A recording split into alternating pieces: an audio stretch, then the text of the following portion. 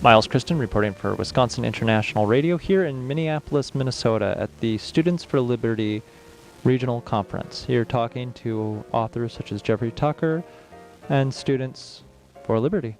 So I think the Trump administration has played people, and the entire idea behind Trump in 2016 and his campaign was that it's going to be crystal clear politics. He's not a politician, but I think that he has deceived people. I think people are starting to understand that, and I think that it is finally coming out that the Trump administration is all about deception, and it will continue to be about deception.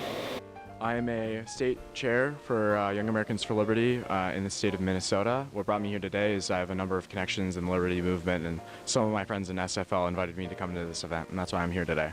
What's an issue you're concerned about? Right now I'm concerned about economic policy. I think that our tax system is very broken and that we need to do a lot of change in our legislatures to fix that.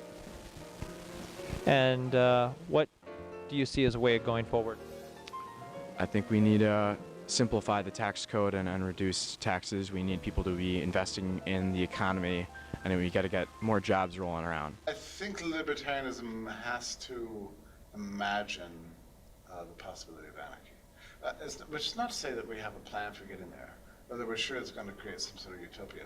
But I would say that every good libertarian tries to imagine how the world works in the absence of power.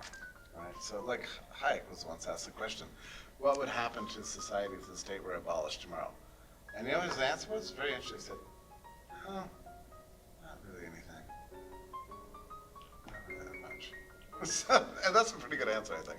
Reason Magazine is the magazine for free minds and free markets. We are the quintessential libertarian cultural political magazine. We cover everything from politics in Washington, D.C., state politics, regulatory issues, things like that. And then on the more fun side, on the cultural side, we write about sex and robots and drugs and why people should be free to make their own decisions about the things that they do, with their lives and to their own bodies, free from government coercion. So I think we cover a wide range of issues, honestly, for a small publication, and I think we occupy a unique and an important part of the media landscape, and I think we cover a lot of issues that get missed in the mainstream media, or that get misinterpreted either by the mainstream media or by the left or right, and try to put that classical liberal, that libertarian perspective on things that people don't hear all the time anywhere else. In Venezuela right now, the students, we are protesting every single day. We have been protesting the whole year. Why? Because we don't have freedom, because we don't have human rights violations, we don't have human rights, and because in Venezuela we have a regime who is trying to impose communism and a dictatorship to the whole country. In Venezuela right now we are starving to death. In Venezuela right now we have no opportunities, and we don't have justice in Venezuela. So why we are here and why we are fighting? Because right now our people are suffering. I have friends who have been killed by the regime. I have friends who have been in jail by the regime. So that's why we need to fight, and that's why we will make a change in Venezuela. The Obama administration advertised itself one way and behaved another. So it was always advertising itself as multicultural, defending minority rights, universalist, in favor of peace, and humanitarianism, whatever you actually look at it, it was warmongering. It perpetuated a lot of the most terrible policies of the Bush administration. And then Trump comes along, and he's a bully, he's a protectionist, he's a nativist, he's an authoritarian.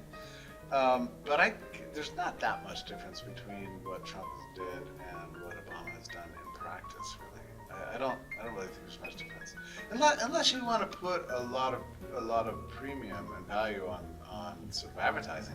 I think the U.S. is more popular around the world with Obama, and maybe that counts for something. I don't really know. You look at the way in which people are responding to the two major political parties, and to the extent that those two parties are collapsing. They're no longer the monolithic ideas or the monolithic entities that they once were. I think people are desperate for something different, and sometimes that comes off in sort of an ugly way, and we see that in events like what happened in Charlottesville and with the rise of the alt-right. And you see the same thing on the left. You see this sort of collectivist identity, and it's a very loud thing. But I think the silent majority of people out there are people who want government out of their lives. They don't want government telling them what decisions to make about their health care or what decisions to make about what school they send their kids to. And that's the opportunity for the true liberals, for the classical liberals, for the libertarians to say, look, government has had their chance. They've gotten so many of these things wrong, and they can't predict the future. They can't tell us what's going to happen next. So that's only individuals can do that. Only individuals making private arrangements, private agreements. That's where you get the sort of mutually beneficial growth that drives us forward. In Venezuela, nationally, in the Republic, we had the students protesting. We had the students making pressure. And here internationally, we are talking to organizations, we're talking to governments, we're talking to any institution that can help us to provide the pressure that we need from the international community. We need the pressure from the international community, and we need them to say loud and clear that the Maduro regime is a dictatorship, that the Maduro regime is a regime that violates the human rights, that tortures. I have friends who are being tortured in the jails of Venezuela simply because of their political belief.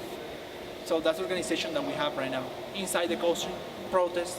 Outside the country, making an international coalition to demand justice in Venezuela. Every time we find fascism, you're going to find communism. Whenever you find communism, you're going to find fascism. They just go together. I mean, to me, these are just mirror images. I mean, the alt-right, Charlottesville marchers, and the bandana-clad, smashers of windows, and they're actually a dangerous bunch. I mean, yeah, it's just the rise of intolerance in general. I mean, I don't hang around in lefty circles, but my center-left friends are terrified of Antifa.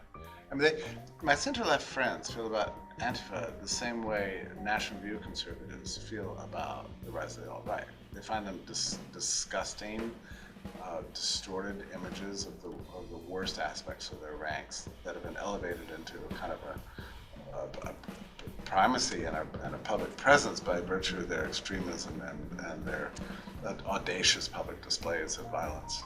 Socialism is the reason in South America, is the reason that we don't progress in South America.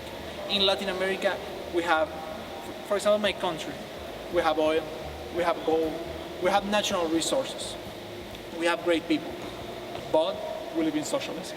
So we live in a country in which people don't have the opportunity to be great. We live in a country in which people don't have the opportunity to really form a family, start a business, and to really grow and be independent. So socialism is the reason that Venezuela and other Latin American countries are not great, because we have all the things that a country should have in order to be great. The progress of humanity needs your heart, your ideas, your mind, your love, your passion. It's all threatened right now. It's threatened from the left and the right. We need you. History needs you. Every human being who's not yet free desperately needs your hard work, your thinking, your writing. There is something that you can do to help this great cause. It's liberty that built civilization in the past. It's going to make the world more beautiful in the future. But only if we act, only if we understand, and only if you throw yourself into the great intellectual battle. Thank you very much for listening to me today. Thanks for watching, everybody. If you want to support videos like this, please go to the link attached and donate $1. Thank you.